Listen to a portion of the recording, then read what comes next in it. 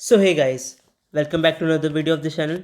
और आज ये हमारा सोर्सेज ऑफ एनर्जी जो कि हमारा फिज़िक्स का चैप्टर थर्ड है, उसका 9th पार्ट है। तो आज जो हमें डिस्कस करना था वो डिस्कस करना था विंड एनर्जी के बारे में, क्योंकि हमने कल स्टार्ट कर दी थी विंड एनर्जी, पर आज उससे पूरा डिटेल में हमें पढ़ना है। ठीक है, तो आज का मेन टॉपिक पहले वही से रहने वाला है, तो स्टार्ट कर लेते हैं।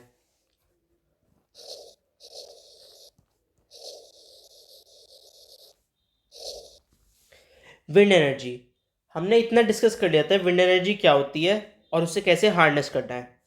आज जो मैं डिस्कस करना है वो ये है कि विंड एनर्जी पूरी जनरेट कैसे कर सकते हैं हम और कैसे उसे अपने यूज़ में ला सकते हैं। तो जो हमारा पुराना टाइम्स था, पास्ट टाइम्स में जो विंड एनर्जी थी, वो जो विंड मिल्स होते हैं, थ्रू विंड मिल्स, वो उससे पंप वाटर करने के लिए काम आती थी। ठीक है, जो वाटर है उसे पंप करने के लिए, जो आपका जैसे कुआं पता होगा आप लोगों को। ठीक है, ये जो कुआं है उसमें से पानी निकालने के लिए या फिर लिफ्ट करने के लिए, पंप करने के लिए वाटर, और जो काम होते हैं जिसमें आपकी हवा की ज़रूरत पड़ती है, उससे एनर्जी की ज़रूरत पड़ती है, उसमें हमारा काम आता था ये।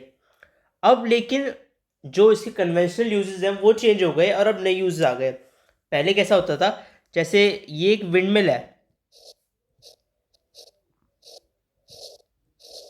कुछ ऐसी शेप का होता है एक विंडमिल। तो जो इसके ब्लेड्स होते हैं ये रोटेट करते हैं by the force of wind. Moving air is known as wind. तो जब हवा आएगी इस पे, इसके ब्लेड्स पे पड़ेगी, तो ये रोटेट होंगे। तो जो शाफ्ट कनेक्टेड होता है इनसे, शाफ्ट, वो भी रोटेट होता है। अब ये जो रोटेटिंग शाफ्ट होता है वो ऐसे हम यूज़ करते हैं कि वो जो वाटर है उस पे रन करे, और जब वो शाफ्ट वाटर पे रन करेगा तो वो वाटर को लिफ्ट करता हुआ आएगा फ्रॉम वेल। ठीक है, water from well is lifted, और इस तरीके से लिफ्ट होता था कि आपका सारा वाटर उसमें से पंप हो जाए। और एक और काम था हमारा विंड एनर्जी का, या विंड मिल से जो एनर्जी निकल रही है उसका, to grind wheat into flour. Grind wheat into flour, गेहूं को आटे में कन्वर्ट करना, फ्लोर। ठीक है, तो अभी हम पढ़ेंगे कैसे होता था। तो जो ट्रेडिशनल यूज़ था इसका, अब वो मॉडिफाई हो गया क्योंकि हमने टेक्नोलॉजी में भी कई इंप्रूवमेंट आए। जो हमारे ह्यूमन रिसोर्स है, जो हम दिमाग लगाते हैं, उससे हमें पता चला हम इसका क्या क्या यूज़ कर सकते हैं। और अब हम इलेक्ट्रिसिटी जनरेट करवाते हैं थ्रू विंड पावर जनरेटर्स।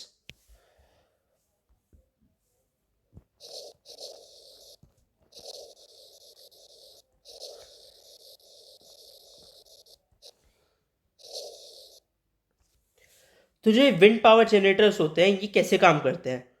तो अब जो विंड मिल है वो तो इलेक्ट्रिसिटी जनरेट करने के लिए काम आता है, और जिस विंड मिल से हम इलेक्ट्रिसिटी इलेक्ट्रिसिटी जनरेट करते हैं उसे कहते हैं wind turbine.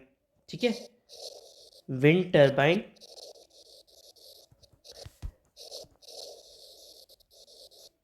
Wind mill used for electricity generation.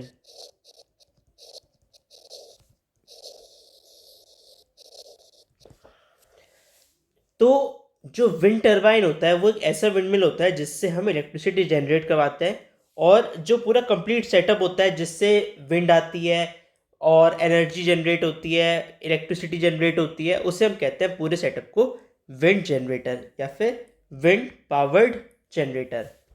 Power नहीं, यहाँ पे पावर्ड आएगा कि विंड से जिससे पावर मिल रही हो, ऐसा जनरेटर। अब ये जो विंड जनरेटर होता है, it is use to generate electricity by using wind energy. जब फास्ट मूविंग विंड आती है और स्ट्राइक करती है blades of wind turbine. Wind turbine यानी आप समझ लीजिए जो आपका एक विंड मिल होता है, ऑलमोस्ट ऑलमोस्ट वही। ठीक है, उस पर जब वो आएगी, पड़ेगी, स्ट्राइक करेगी, तो जो विंड टरबाइन का जो शाफ्ट होगा वो कनेक्टेड होता है हमारे एक स्मॉल जनरेटर से। स्मॉल जनरेटर से शाफ्ट कनेक्टेड होगा, और वो जो कनेक्टेड होगा तब वो रोटेट करना शुरू करेगा। और जब रोटेशन शुरू होता है कॉन्टिन्यूसली, रोटेशन कॉन्टिन्यूसली। तो जो हमारा विंड टरबाइन है वो घूमता है, शाफ्ट घूमता है और जनरेटर में पावर आती है। ठीक है, इट ड्राइव्स द जनरेटर। और वो जो एक काइनेटिक एनर्जी उसमें प्रोड्यूस होती है क्योंकि उसका मोशन होता है उसका ब्लेड का, तो फिर जो हमारा जनरेटर होता है दैट प्रोड्यूसेस इलेक्ट्रिसिटी।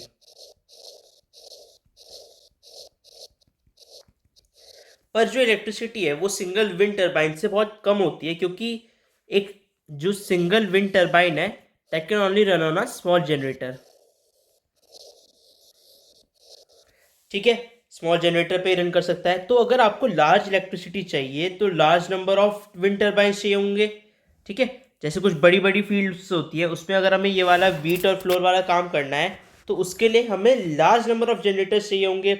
अब ऐसी जगह पे जहाँ पे आपको इलेक्ट्रिसिटी ज़्यादा चाहिए, ज़्यादा नंबर ऑफ विंड टरबाइंस लगेंगे ज़्यादा इलेक्ट्रिसिटी जनरेट करवाने के लिए, उसे हम कहते हैं wind energy farm.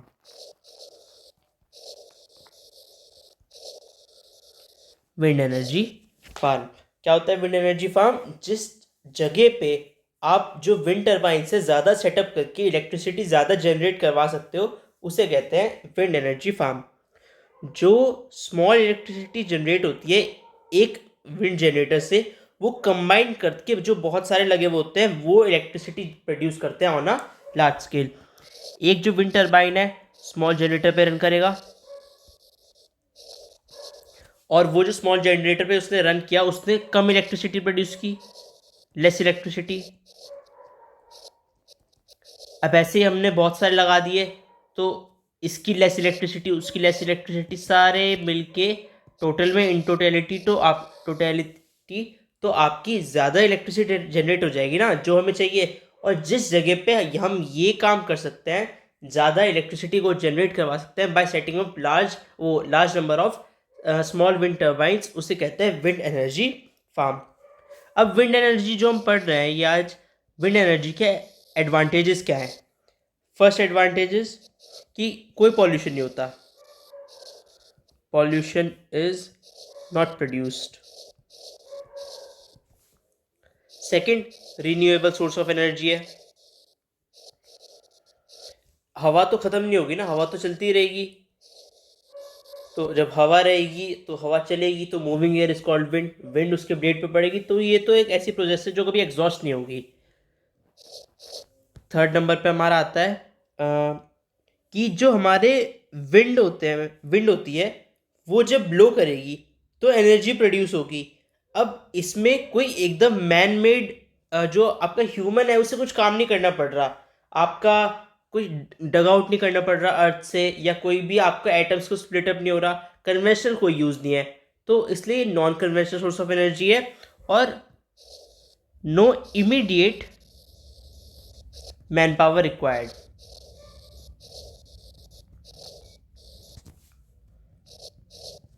Fourth, increase use of wind energy से हमारे जो फॉसिल फ्यूल्स हैं जो कि एक इम्पॉर्टेंट सोर्स ऑफ एनर्जी रहते हैं वो भी हमारे पास कुछ टाइम तक बचे रहेंगे, उनका टाइम पीरियड थोड़ा एक्सटेंड हो जाएगा क्योंकि हमें पता है वो लिमिटेड है। तो अगर हम ऑल्टरनेटिव सोर्स ऑफ एनर्जी को यूज़ करेंगे तो उनका जो टाइम स्पैन है, लाइफ स्पैन, वो थोड़ा बढ़ जाएगा। तो नेक्स्ट चीज़ जो हमारी आती है दैट इज़ कि हमें पता है कि अ कॉइन हैज़ टू साइड्स, तो इसके भी कुछ डिसएडवांटेजेस होंगे, कुछ लिमिटेशंस होंगी। तो वो क्या है? लिमिटेशंस ऑफ विंड एनर्जी या फिर limitations of harnessing wind energy.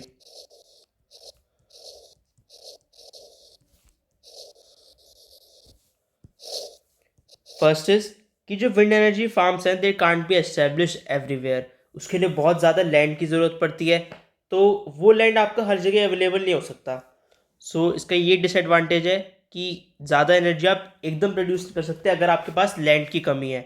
ठीक है, not much land is available for the establishment of wind farms.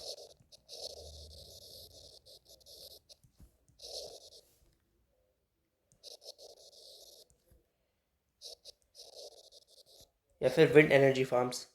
Second is सिर्फ ऐसी जगह पे ही हम अपना ये विंड मिल्स को या विंड टर्बाइंस को सेटअप कर सकते हैं जहाँ पे हवा ज़्यादा चलती हो। अब कोई ऐसी जगह है जहाँ हवा ही नहीं चलती तो क्या फ़ायदा लगा के, सारा हमारे पैसे भी डूब जाएंगे। तो कोई ऐसी जगह होनी चाहिए जहाँ पे हवा एक रेगुलरली कंसिस्टेंटली एक अच्छी स्पीड पे अच्छी पेस पे चल रही हो।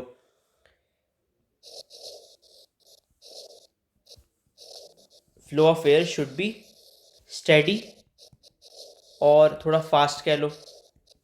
नेक्स्ट कि इतनी फास्ट होनी चाहिए हमारी कि उसकी मिनिमम स्पीड जो होती है that is 15 kilometre per hour. तो ऑलमोस्ट आपकी विंड की स्पीड इतनी तो होनी चाहिए टू पास द जो मिनिमम आपका बैरियर है, जिससे आप फिर उनके शाफ्ट को रोटेट करवा के, ब्लेड्स को रोटेट करवा के इलेक्ट्रिसिटी और एनर्जी जनरेट कर पाओ।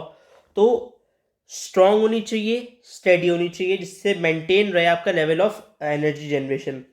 तो ये मिनिमम स्पीड लेकिन हर बार मैच नहीं हो पाती, तो ये भी एक इसका डिसएडवांटेज या ड्रॉबैक है।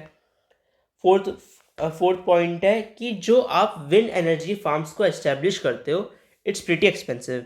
ठीक है, expensive in setting up. Main तो जो इसकी सेटिंग अप कॉस्ट है बस वही ज़्यादा होती है।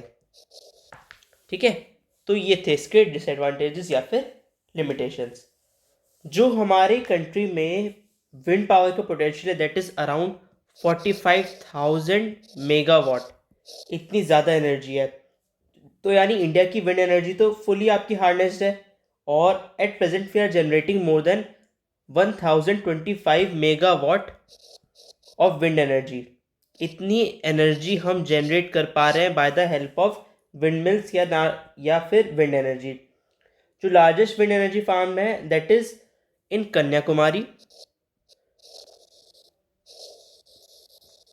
और ये ही अकेला 380 मेगावाट की एनर्जी को सप्लाई करता है या फिर हार्नेस कर पाता है।